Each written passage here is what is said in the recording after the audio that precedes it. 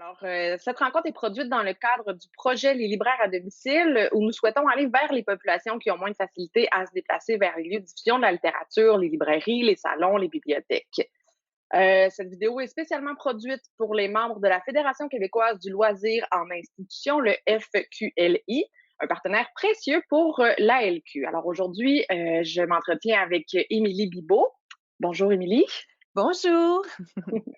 Émilie, vous êtes née à Québec dans les années 80. Vous êtes actrice, on peut vous voir à la télé et au théâtre. Et vous avez fait paraître cet automne votre premier livre, Cœur Vintage, paru aux éditions Cardinal. Le voici dans le contre-jour.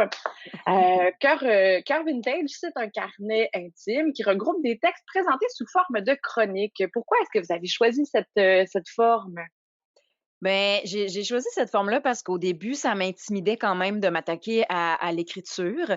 C'est quelque chose dont j'avais envie depuis longtemps, mais j'osais pas. Je sentais que j'étais pas prête. Puis à la mi-trentaine, tout d'un coup, on dirait que j'ai eu envie. Puis c'est comme si la forme de s'attaquer à un roman ou écrire même un film ou une pièce de théâtre, ça me semblait énorme.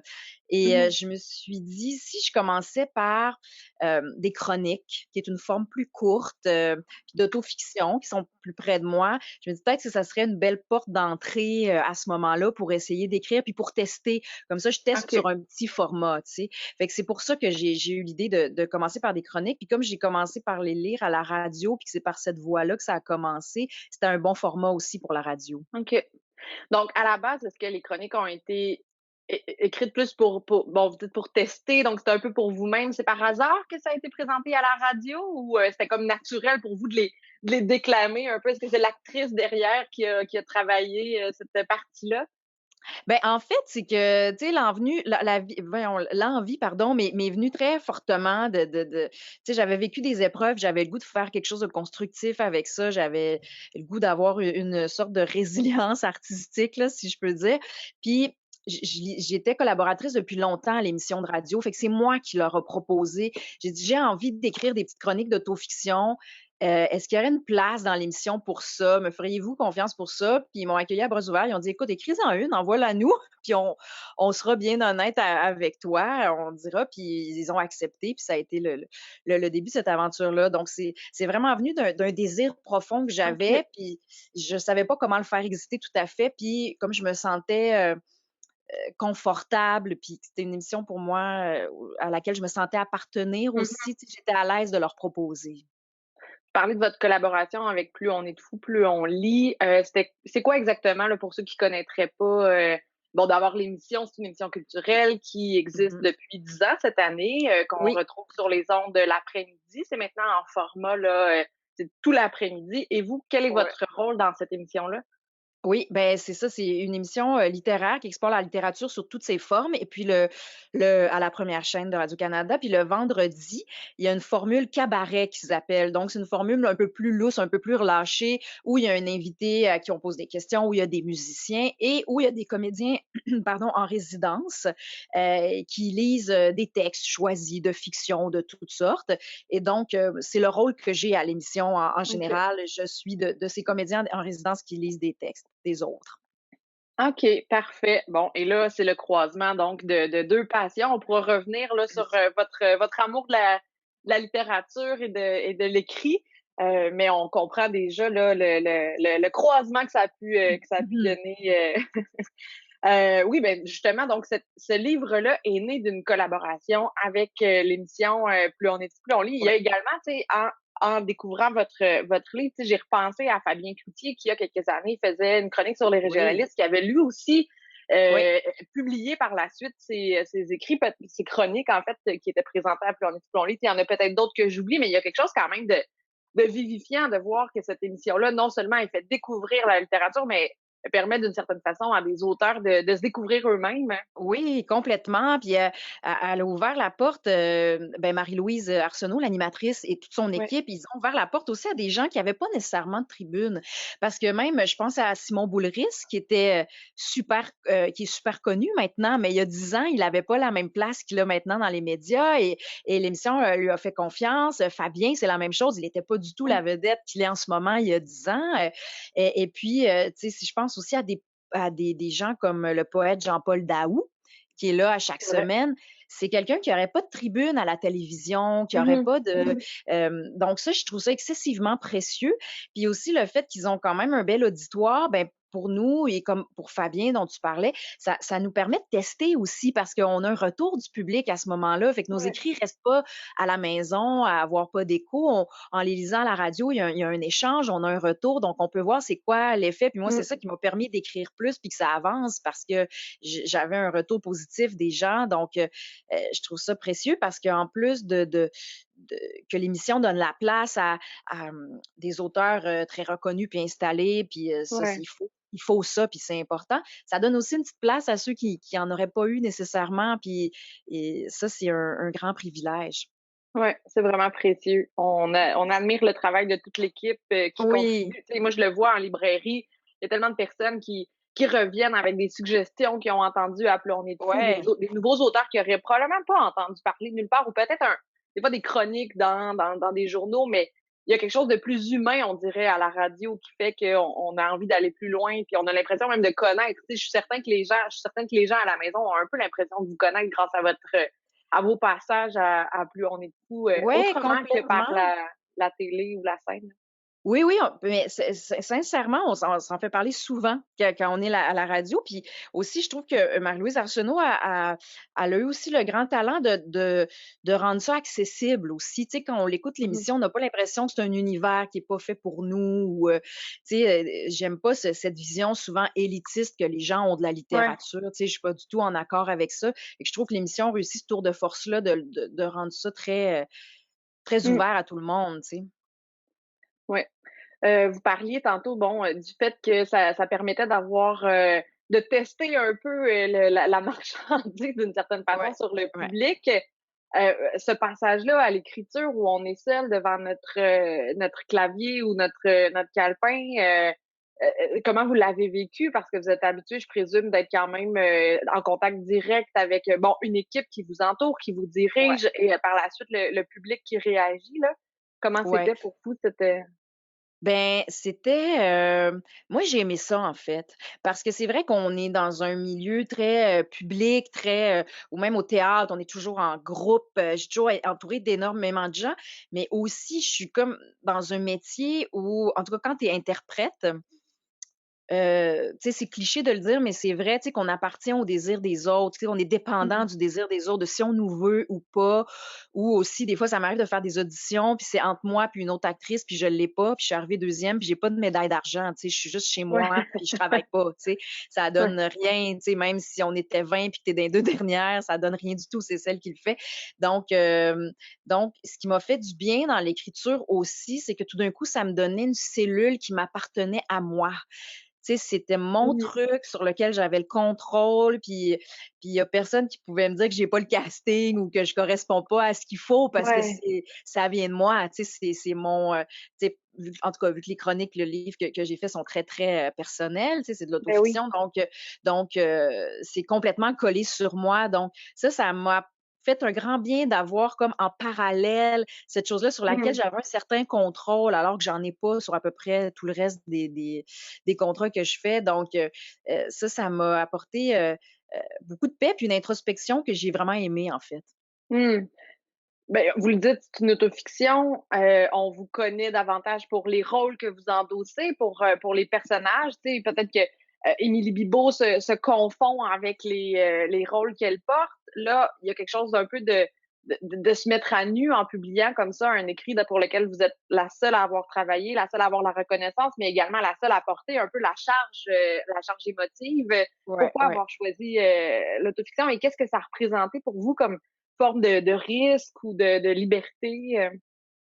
Ben, c'est que pour moi, l'autofiction, c'était vraiment pour moi, une porte d'entrée dans l'écriture qui me semblait par rapport à moi, en tout cas mes capacités, le meilleur moyen, tu sais, je dis souvent, je me dis: «Oh mon Dieu, si un jour je suis vraiment capable d'écrire un roman de fiction qui est loin de ma réalité, là, je vais me considérer comme une vraie auteure», tu sais?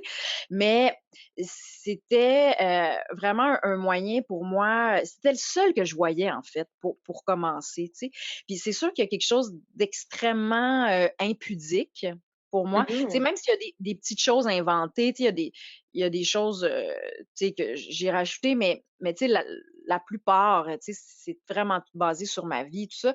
Ouais, Et il y avait comme un vertige dans cette impudeur-là, mais en même temps, pour moi, quand même, je crois beaucoup que les êtres humains, on connecte dans nos failles, dans nos faiblesses, dans la communication de nos douleurs, de nos craintes, de nos hontes, ouais, des choses qui sont pas nécessairement belles, qu'on a tous, puis qui sont très normales. Puis moi, j'avais envie d'aller là-dedans pour que ça fasse vraiment un vrai baume, tu sais, que ça soit. Puis pour moi, il n'y a pas vraiment moyen d'accéder à ça si tu plonges pas un peu dans une certaine impudeur, en tout cas dans cet exercice-là. Tu sais, ouais. je dis pas que c'est nécessaire dans tout, évidemment pas, mais dans moi, ce que je voulais faire, ça me semblait essentiel parce que je me dis, si je veux être dans un lien, tu sais, c'est bon aussi en amitié, en famille, en tout, tu sais, si tu veux être dans un lien authentique, je pense qu'il faut que tu montres quand même quelque chose de Ouais. vrai. Alors, j'avais pas le désir d'embellir mes sentiments ou ma solitude ou ces choses-là. Puis c'était des Mhm. thèmes qui m'intéressaient aussi, fait que j'avais le goût d'y aller. Puis après, ben tant pis. Tu sais, j'ai pas trop pensé ou j'ai comme complètement assumé ça. Puis je me dis après, on aime ou on n'aime pas, on est d'accord ou pas, mais c'est ma proposition, tu sais. Ouais. Le titre donne un peu le ton sur le reste du livre. Vous dites à plusieurs reprises dans l'ouvrage que vous êtes un cœur vintage. C'est quoi pour vous un cœur vintage, Émilie? Ben, c'était comme une façon que j'avais trouvé de décrire, tu sais, je voulais décrire un cœur que j'avais l'impression qu'il appartenait pas à son époque, tu sais. Mais je trouve ça toujours délicat de rentrer là-dedans parce que je suis complètement pas dans une apologie du passé, tu sais, je veux dire, je condamne pas la mienne non plus, mais c'est juste que des fois, à un moment de ma vie, je trouvais ça un petit peu violent, ce qu'on peut vivre en ce moment, mais tu sais, si je parle, mettons, sur le marché des rencontres ou même Mhm. la façon qu'on entre en lien avec les autres, tu sais, de juste comme swiper, là, je m'excuse le mot, mais tu sais, faire glisser là, des Ouais. photos, puis tu sais, condamner les gens sur des riens, tu sais, comme faire oui, tu m'intéresses ou non, mais tu sais, sur une simple image qui, de toute façon, peut être complètement truquée en plus, tu sais. Je trouvais qu'il y avait une violence, en tout cas, dans les rapports qui, moi, ne me correspondaient pas, tu sais, puis c'était quelque chose de très brutal pour moi.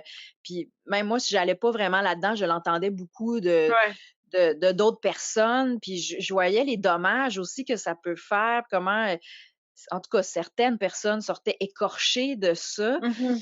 Puis, c'est comme si aussi l'appellation Cœur Vintage pour moi, c'était pas, non plus, tu sais, du romantisme d'un cheval blanc, sur la plage avec des pétales puis un prince, là, tu sais, c'était plus dans une forme de loyauté aussi ou de réel engagement ou de Ouais. il y a aussi une façon de prendre le temps de connaître les gens puis de pas se limiter à un petit peu des niaiseries ou à des faces de filtre là, ou tu sais, Ouais. c'est ça Ouais. tout ça me trouble un peu là, tu sais. Il y a quelque chose d'authentique, d'une certaine Ouais, façon. exact. Ouais. Un retour à l'authentisme. Oui, puis à une c'est ça, une intégrité, tu sais, Mhm. une intégrité pas juste intellectuelle, tu sais, sentimentale aussi. Est-ce que vous voulez nous lire un extrait? Bon, c'est le moment de s'hydrater la gorge avant de lire Oui, un c'est ça, extrait. on parle beaucoup, fait que je m'hydrate. Ben oui, avec plaisir. Ben j'ai choisi, la chronique numéro 4 en fait, qui s'appelle, «Nousia et les haricots», qui est, vraiment ça très, très, très, très proche, de ma vie parce que j'avais une grand-maman italienne qui est plus là malheureusement, qui s'appelait Nousia et que j'ai beaucoup, beaucoup aimée et que j'ai perdue quand j'avais 16 ans, qui est un grand drame pour moi. Et puis, je suis très habitée, j'ai passé beaucoup, beaucoup d'étés en France parce que ma famille italienne habitait dans le sud de la France et tous mes étés d'enfance et d'adolescence, je les ai passés là et j'ai vraiment beaucoup de souvenirs et d'images très fortes de ça. Donc, j'étais partie d'un événement que j'avais vécu qui m'avait blessée, puis j'ai mêlé ça avec mon vécu familial et donc, ça donne cette chronique, que je vais vous lire. Parfait. Alors, Nausea et les haricots. Rien de nouveau sous le soleil, ton cœur vintage tranquillement étendu au parc se remet encore une fois d'un scratchage olympien. Pattern habituel, il s'est laissé séduire par quelques petits sketchs laissant présager le meilleur, suivi d'un chokage prévisible exécuté dans les règles de l'art et avec un grand manque de classe par un adolescent que tu avais pourtant cru sensible, mature et gentleman et bla bla bla bla bla. Toi qui étais si fier d'avoir eu le courage d'y croire encore une fois, avec cette candeur étonnamment toujours renouvelée, tu t'es ramassé à répandre tes larmes en boule par terre sur la céramique froide de la cuisine pour quelqu'un sur qui tu tripais même pas. Tu vas donc chercher du réconfort auprès de Schopenhauer, philosophe guilleret s'il en est un, qui te dit que nous pouvons considérer notre vie comme une perturbation inutilement pénible dans le bienheureux repos du néant et que l'existence humaine doit être une sorte d'erreur, on peut dire. Elle est affreuse aujourd'hui et chaque jour elle sera pire jusqu'au désastre final. C'est ça qu'il te dit, ton lumineux ami Schopenhauer. En lisant ces mots, tu fais sursauter avec ton rire strident les canards du parc Jarry où tu te prélasses en te prenant temporairement pour Colette et en contemplant toute cette nature autour de toi qui n'en a rien à foutre de ton désarroi. Le vent dans les feuilles ne se demande pas de quoi ton avenir sera bien fait, misère. Et tu espères un peu qu'un calinours passe par là et t'envoie de l'amour par l'arc-en-ciel de sa bedaine. À ce moment précis, en repensant à ce douloureux chocage et surtout au sentiment de marde qu'il a imprimé en toi, tu te sens exactement comme le papet dans Manon des Sources. Tu as honte devant tout le monde, même les arbres. Et surtout, tu te sens comme la Fabrice Lucchini des pauvres en constatant que tu viens d'enfiler 3 citations en moins de 2 minutes. Qu'est-ce que tu veux? On est des mammifères sentimentaux, puis on est pognés avec ça, qu'il t'a dit, Olivier, sur Messenger hier soir, devant ta douleur qui cherchait une explication. Fait que tu traînes le gros mammifère sensible et sentimental que tu es, quel affligeant combo quand même, jusqu'au marché Jean Talon, envie en cours de route la simplicité de la vie des quelques chats que tu croises sur le trottoir, méprise bien malgré toi des amoureux qui reviennent main dans la main avec des huîtres et des asperges pour le souper du soir, jalouse le bébé de 8 mois qui n'a pas son trimestre de taxes à faire, lui, puis finalement, vit un moment d'émotion en arrivant devant le kiosque des haricots. C'est pas mal la dernière chose à laquelle tu t'attendais aujourd'hui d'ailleurs, qu'un légume te bouleverse. Comme quoi les grands émois ne viennent pas toujours de là où on aurait voulu qu'ils viennent. Un simple regard posé sur une barquette de haricots donne lieu à un surprenant moment, presque un peu proustien, qui te ramène directement en enfance avec grand-maman Nousia. Elle, qui passait certains de ses après-midi d'été sous la chaleur accablante d'un mois de juillet à Grenoble, a équeuté tranquillement les haricots. Très concentrée, elle s'affairait à la tâche en écoutant Laisse-moi t'aimer de Mike Brent, en sirotant un panaché grenadine. C'est dans ce curieux mais fascinant mélange de cultures que se déployait sa solitude de certains jours. Et tu sais pas trop pourquoi, mais ton cœur d'adulte se serre à ce moment-là, en repensant à ça, en repensant aussi à sa peau chaude et qui sentait la farine, ses yeux diminués qui faisaient semblant de bien voir et son amour infini. Tu étais trop petite à l'époque pour saisir toute la poésie du moment, comprendre, comprendre toute sa solitude de femme, d'immigrante, de maman, comprendre le mur d'une langue étrangère. Te demander si, comme une Albertine de Tremblay, elle était en train d'écouter le moteur des choses dans son silence. Comprendre qu'on est là à essayer de faire nos vies du mieux qu'on peut avec les petites affaires qu'on a et que probablement ce moment-là était son moment de paix à elle. Elle qui chantait des chansons italiennes qui disaient que si t'as rien dans la vie, ben tant mieux parce que t'as rien avec quoi t'en faire. Tu comprends pas trop pourquoi, mais ça t'a gonflé d'espoir. Un genre d'espoir simple. L'espoir qui attend rien, mais qui renonce jamais, comme dirait l'autre. Tu te dis que c'est ça qu'elle devait faire, Nausée en secret.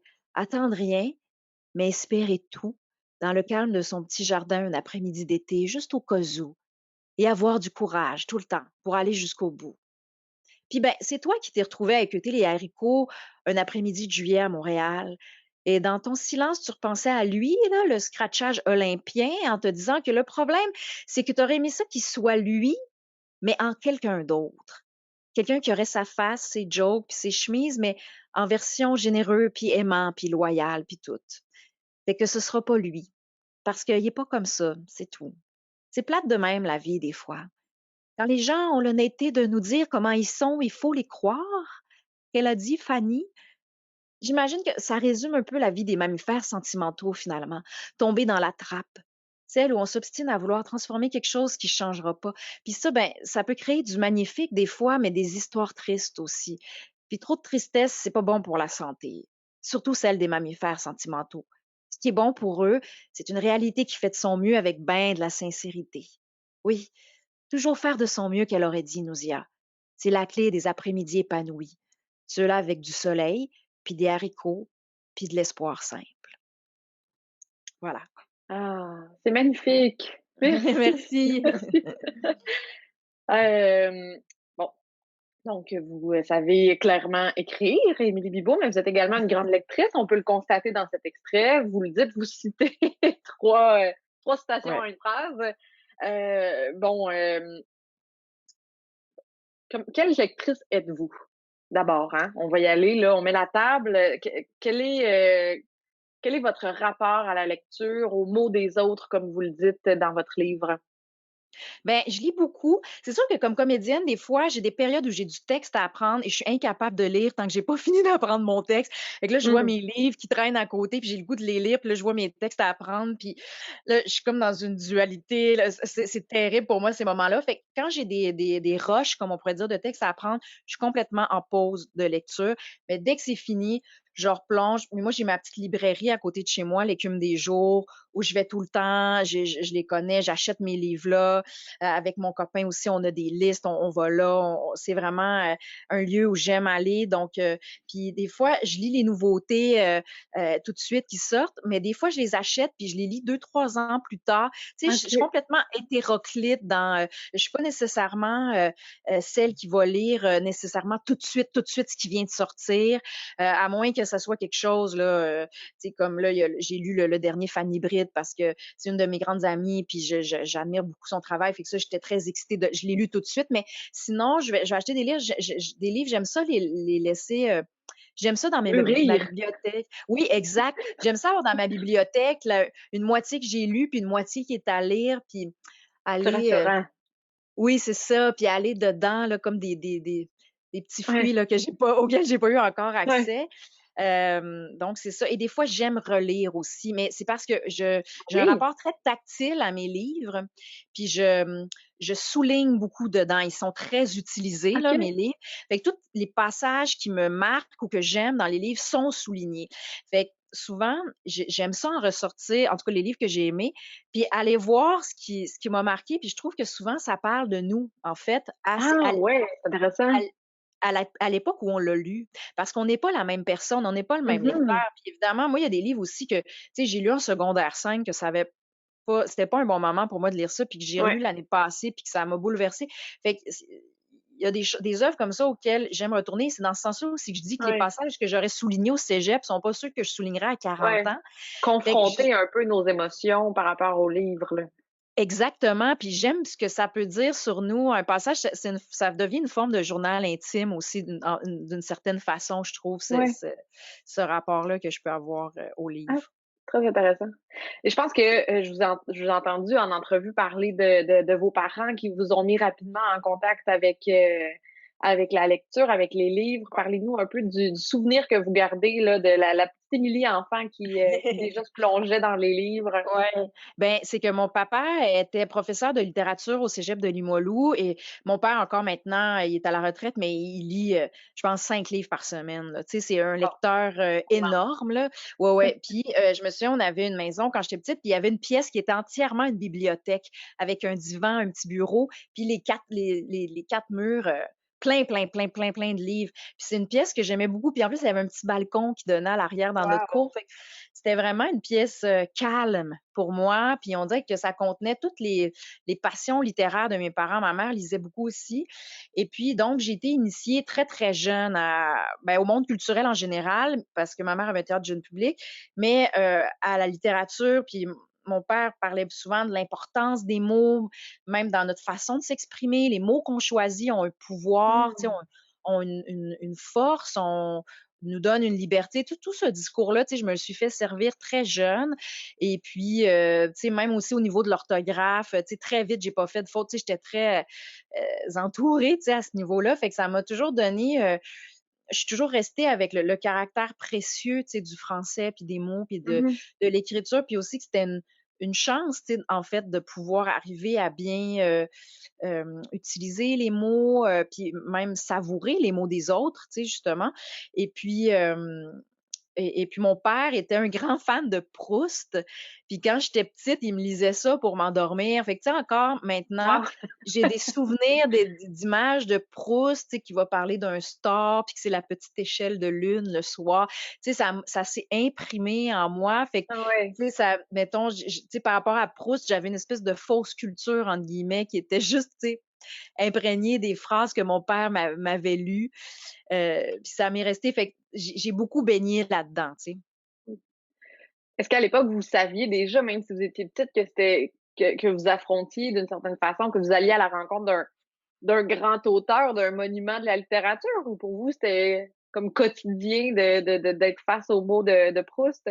Non, j'avais pas conscience parce que j'étais trop petite. Pour moi, c'était comme, mon père qui me lisait une histoire, vraiment là, tu sais, et puis, mais tu sais, je me souviens, j'allais au service de garde, puis là, je demandais aux éducatrices, tu sais, je voyais une maison, puis je disais: «Ah, est-ce que c'est ici la maison de tante Léonie?» Puis tu sais, ils savaient pas de quoi je parlais, tu sais, mais c'est parce que mais tu sais, en même temps, je me dis, tu sais, pour moi, c'est une belle façon, tu sais, Proust, on aime ou on n'aime pas, après, c'est un autre débat, Ouais. mais pour moi, ça démontre quand même que on peut servir aux gens quelque chose. Tu sais, moi, j'étais pas en Mhm. train de me demander de dire à mon père: «Mon Dieu, c'est trop exigeant» ou «Pourquoi tu me» on dirait, je l'écoutais, je l'accueillais, puis je retenais, moi, ce qui me parlait, la maison de Ouais, tante Léonie, le store, là, tu sais, il y a ouais, des choses que mon cerveau a pas dû, mais puis ça, je trouve que ça parle beaucoup aussi de laisser la chance aux œuvres, de voir ce qui absolument, s'imprègne en nous. tellement.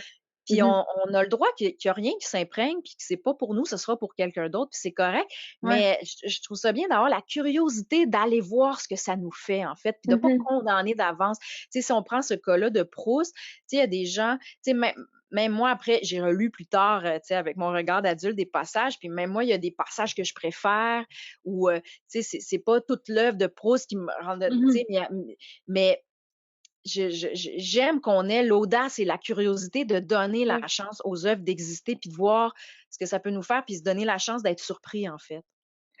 C'est intéressant parce que, en plus, bon, dans votre livre, tu sais, vous citez Schopenhauer, mais vous avez aussi des extraits de Labyrinthe, tu sais, le film des années 80, puis on Ouais. sent ça, cette espèce de mélange-là de la culture populaire puis de la culture plus classique. Ouais. Puis, vous avez mentionné tantôt qu'il faut pas être élitiste par rapport aux œuvres, mais en même temps, tu sais, il y a ce mélange-là qui vous habite de classique et de populaire. Comment vous le vivez? Comment vous aimeriez qu'on se l'approprie, ça, ce Ouais. mélange-là? Ben, moi, c'est un truc que j'ai toujours beaucoup aimé, puis que j'aime dans mon chez mes amis aussi. Moi, j'aime qu'on ait pas de snobisme, tu sais. C'est comme Mhm. un sentiment qui m'intéresse pas. Ben, un sentiment, en tout cas, une façon d'aborder les choses qui m'intéresse pas. Mhm. Puis, je trouve que la culture pop, elle est très présente. Elle est dans notre quotidien, puis il faut pas la nier. Maintenant, je dis pas qu'elle doit, nourrir, là, Avoir nécessairement préséance, oui, oui, oui. oui, non, non, vraiment pas, mais mettons dans le cadre d'une autofiction ou dans un souci d'être justement, comme on se disait, authentique puis réel, je trouve que ça aurait été, faux pour moi de masquer ce côté-là. Je trouve que ça aurait été comme une volonté de vouloir me montrer, plus Ouais, intellectuelle ou plus ou de montrer un peu un cô hypocrite finalement de nier notre côté exactement. culture pop, là. Exact, par rapport à moi, en tout cas, si je Ouais, parle de ouais, moi, tu sais. Puis ouais. je n'avais pas envie de masquer ce côté-là pour, montrer juste mon autre côté, qui est plus intello ou plus j'avais envie de tout exposer. Puis aussi, j'ai été inspirée par ça aussi, par un autre collaborateur à l'émission Plus on est de fou, plus on lit, qui est un auteur que j'aime beaucoup, qui est professeur à McGill, Alain Farah, qui est aussi un grand intellectuel, tu sais, un homme extrêmement brillant, mais qui souvent, quand il fait des chroniques ou même dans ses livres, peut d'un coup avoir une référence pop qui est très étonnante, tu sais.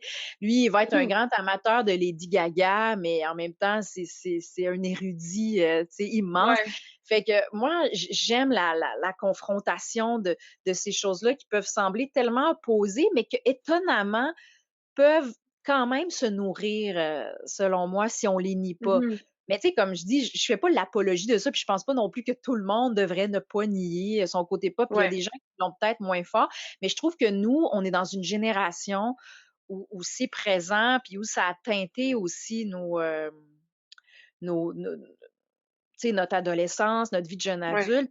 Puis de toute façon, je veux dire, tu sais, nous, c'était le film Labyrinthe puis ces choses-là, mais tu sais, à une autre époque, je veux dire, le temps d'une paix, c'était un truc pop aussi. ouais. Tu sais, si on se recontextualise, fait que, Mmh. pour moi, puis tu sais, je veux dire, si je pense je veux dire, j'en parle pas dans mon livre, mais tu sais, l'autre jour, je parlais avec quelqu'un de l'émission Les filles de Caleb ou La petite vie. Tu sais, c'était quand même une époque où il y avait 3-4 millions de Québécois qui C'est écoutaient ça. ça, en même temps, on peut pas dire que c'est complètement, que ça a pas existé puis que c'est pas pertinent si, Exact, fait que c'est quand même c'est ça. marquant. Puis moi, ça m'intéresse de voir, ben, pourquoi quatre Ouais, millions de personnes vibraient autour de ça? Pourquoi collectivement, ouais, on a tous des ça veut dire quelque références autour chose. de ça? Pour moi, ça veut dire quelque chose, ouais, exactement. Et ça a clairement marqué, tu sais, moi je suis clairement la personne que je suis à cause des Spice Girls, là.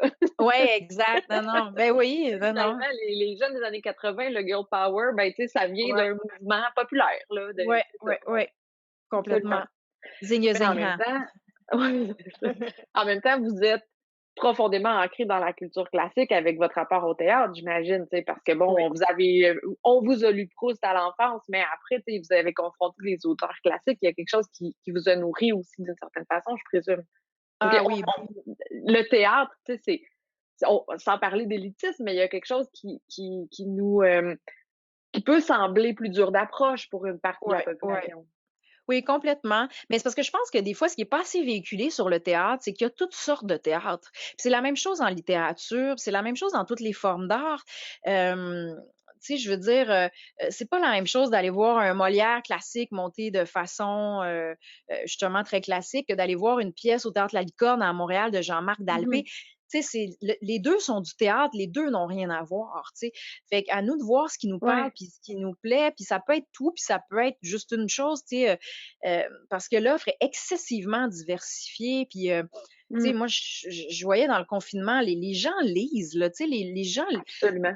tu sais, les gens commandent des livres, les gens sont curieux, les gens ont des coups de cœur, ça leur Ouais. parle. Puis moi, j'ai reçu beaucoup de beaux messages quand mon livre est sorti. Puis j'étais là, puis pas des gens que je connaissais, tu sais, fait que je fais, il y a un intérêt.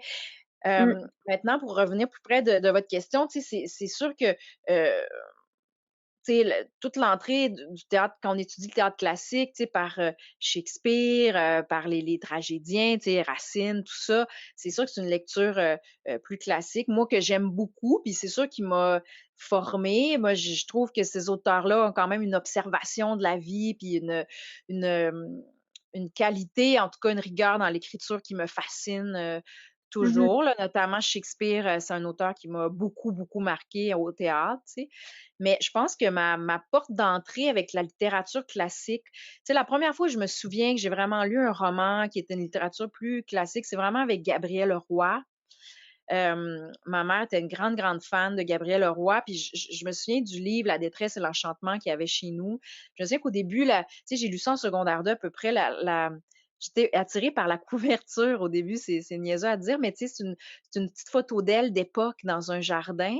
Puis je sais Ouais. pas, ça m'avait, tu sais, ça m'avait happée. Puis là, le fait que ma mère, c'était un livre marquant pour elle.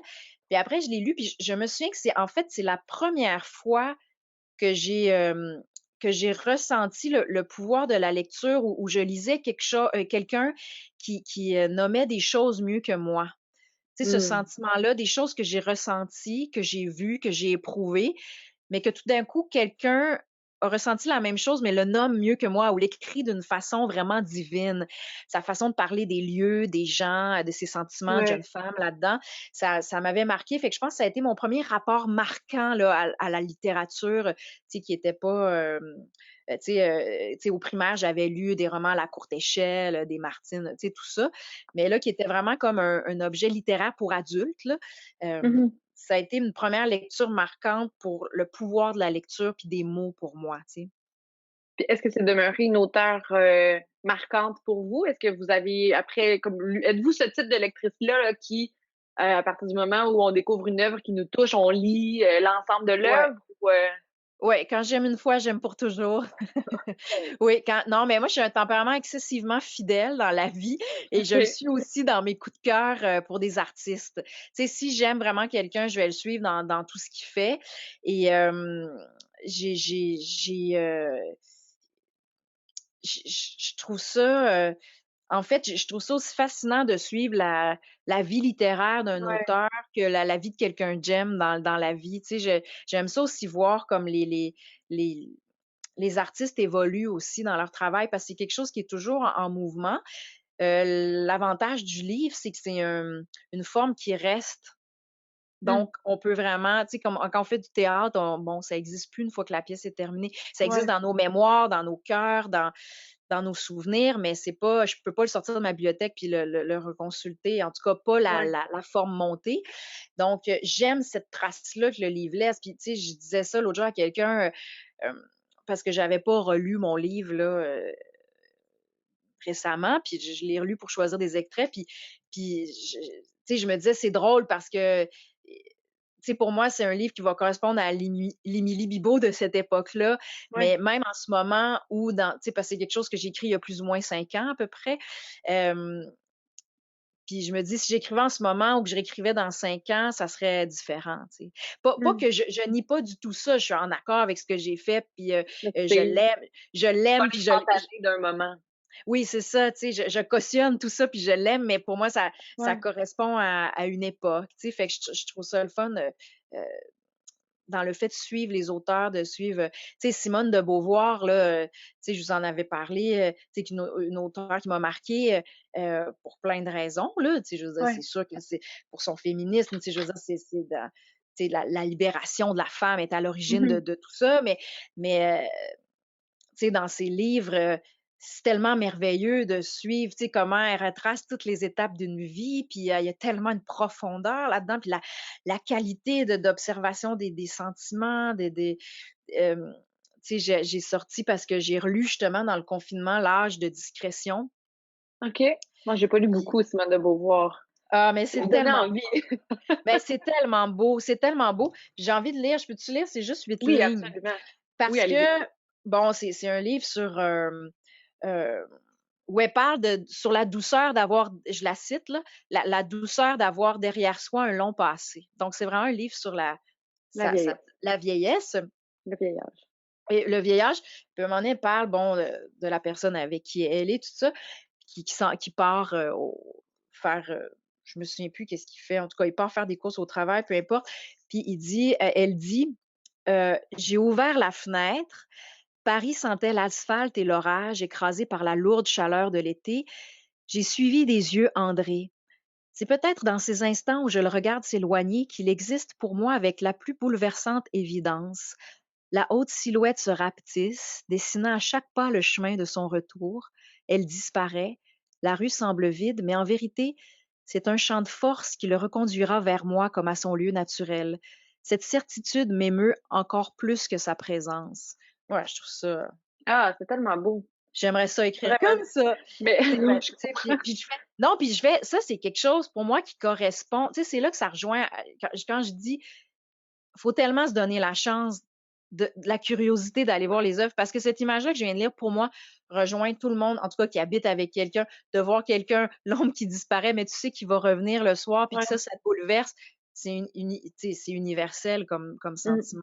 En tout cas, moi, J'ai je lu, en fiction de Simone de Beauvoir, le livre où elle parle de la mort de sa mère, oui, Une oui, mort très douce, je pense. Il y ouais, a des ouais, extraits exact. là-dedans qui sont magnifiques et quand vous dites, tu sais, quelqu'un qui dit mieux que nous ce qui nous habite, moi j'ai exactement vécu ça avec ce Ah ouais, livre-là, puis je pense que c'est une des raisons pour lesquelles on doit lire.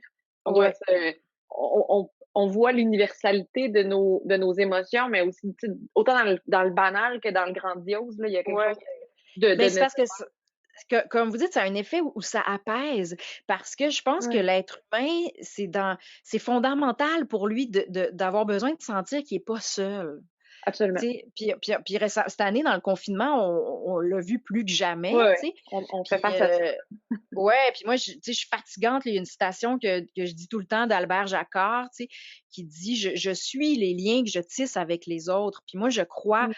vraiment à ça, tu sais, qu'on est ce que les autres font de nous aussi. Je veux dire, nos rencontres, Ouais. nos liens familiaux, nos amis, c'est ce qui nous façonne, c'est ce qui nous forge, puis c'est ce qui fait en tout cas, si on est bien entouré, qu'on Mmh, devient des personnes meilleures. Puis les livres ont ce pouvoir-là aussi absolument.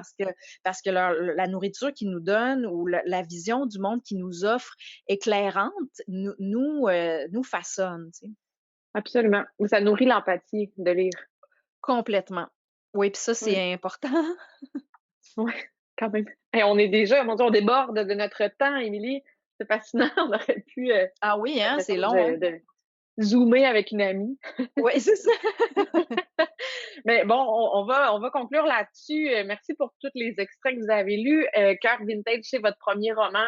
C'est comment lancer un premier roman en pandémie? On vient de parler de cette pandémie-là qui nous Oui. afflige. Ben, la réponse honnête, c'est que ça m'a fait de la peine parce que j'étais tellement excitée, c'était quelque chose de précieux pour moi, puis je sors pas un livre aux 2 ans, là, depuis 15 ans, là, tu sais, Ben fait que non. on dirait que j'avais tellement hâte de vivre, mon lancement. On était supposé le faire justement au théâtre avec plein de monde, puis de vivre le salon du livre, puis de rencontrer les gens, c'est quelque chose qui m'excitait beaucoup.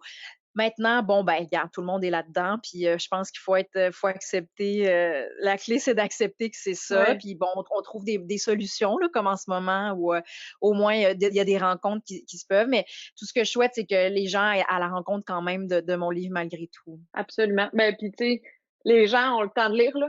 Oui, Fait c'est que ça, j'ai exact. l'impression qu'il y a plus de lecteurs que jamais. Heu, J'ose espérer que ça vous a donné la piqûre de l'écriture et que là, vous vous êtes confrontés à le faire, puis on va vous retrouver à nouveau, je présume. Est-ce que je me Ben trompe? j'espère, j'aimerais ça. Pour l'instant, je suis encore en jachère, je dirais. Ouais. Je réfléchis à quelle forme ça pourrait prendre, qu'est-ce qui serait intéressant, mais j'aimerais ça éventuellement, oui, continuer ma réflexion. Puis on vous souhaite, de publier dans un monde différent où on pourra à nouveau se retrouver, partager des bols de chips puis des verres de vin, puis être Oui, heureux de célébrer exact. la littérature en Ben vrai, en oui, personne. ben oui, puis, j'espère avoir la chance de vous rencontrer en vrai un jour. Absolument, moi aussi, En en présentiel pour présentiel. utiliser l'expression, et non pas en distanciel. Ben, Ben, merci merci beaucoup, pour Émilie tout. Bibeau, c'était vraiment le Merci fun. à oui, merci. Bye. Merci à tout le monde qui nous ont regardés.